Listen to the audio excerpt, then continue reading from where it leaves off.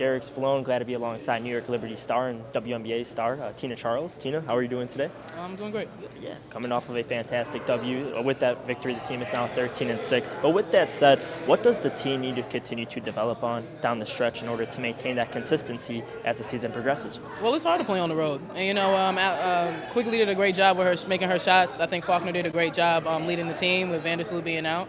So, it was just having to grind out wins, and we did a great job making shots down the end, getting clutch rebounds and not fouling. And with this being the historic 20th season of the league, how special is it for you being one of the leaders, not only of just the association, but just really leading the team and being a part of this tradition? It's really great to be a part of it. I'm growing up in Queens, New York, and playing for the New York Liberty. I grew up watching the Liberty, so the fact that I'm part of this franchise and to be here during this 20th season is pretty sweet. Yeah, and that leads me into my next point. As you mentioned, growing up in New York, you played high school basketball there before starting collegiately at the University of Connecticut, and now you have the opportunity to play for your home state professional team.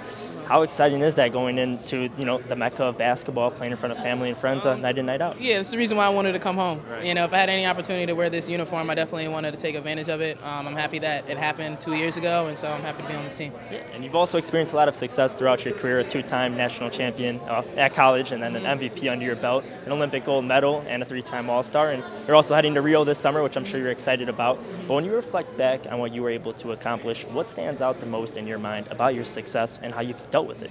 It would just have to be the respect that I've gained throughout this league and through my teammates. Every time I go out to play, I play for my teammates' respect and the coaching staff.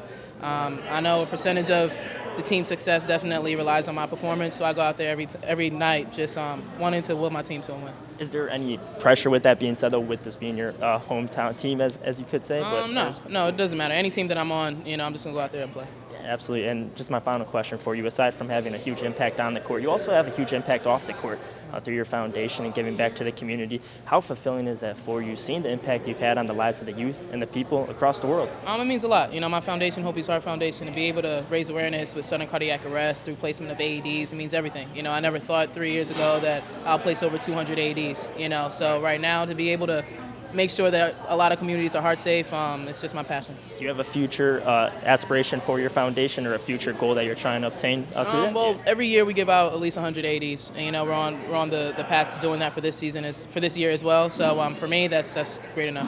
Yeah, and we hope to definitely see that continue to rise. Derek Spallone, Tina Charles, thanks for your time. Appreciate it. Yeah. Thank you.